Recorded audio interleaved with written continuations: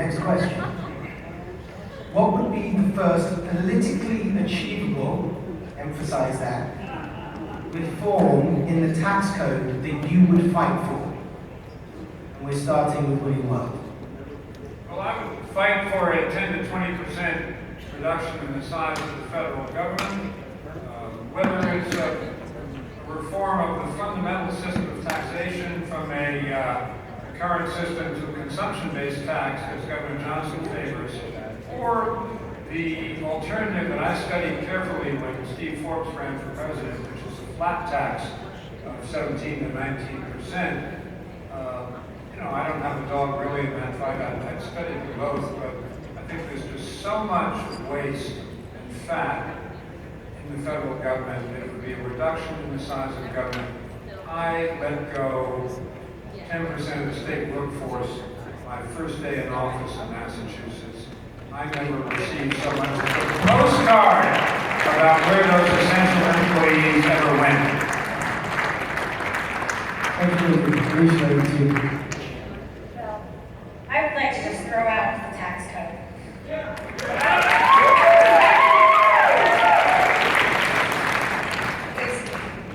It's killing our economy, and it's a massive pile of regulations that nobody can understand.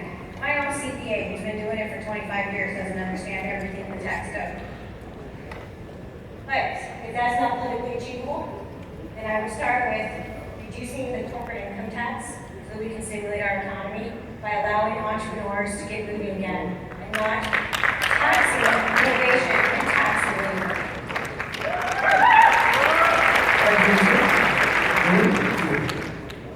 I'm not really worried about what's politically achievable. We're libertarians. We don't have milquetoast ideas. We believe that taxation is theft. That's it. Let's not work around the edges. Let's not change a little of this and a little of that. Let's get rid of all of it. Throw it out. The government has no right to my property. The government has no right to my wealth. End of story. The income tax should be ended. That is what we should advocate if we are elected into office. We shouldn't be worried about, oh, let's change the budget 20%. Oh, let's fix this over here 10% or 15%. Cut it all. Be done with it. The income tax is an oppressive system. Even religious institutions, every religion on earth thinks income tax is oppression.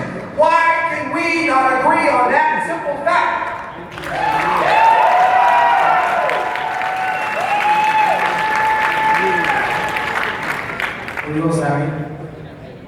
It used to be that we got most of our money from the federal government from other things than employees. Now we get a whole lot of our money from payroll tax.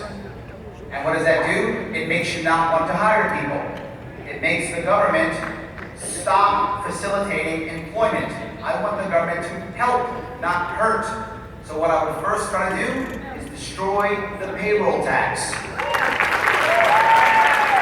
If you destroy the payroll tax, by default, people will have more money in their pocket. By default, people will want to hire more people. That will actually, by default, wind up cutting the government. We get something like, was it 35-40%? Some we have Googled, someone tell me. Something like 35-40% of our income comes from employees. If we cut the payroll tax, we by default cut the income and we stop the government, and we allow people to hire without having to spend more money.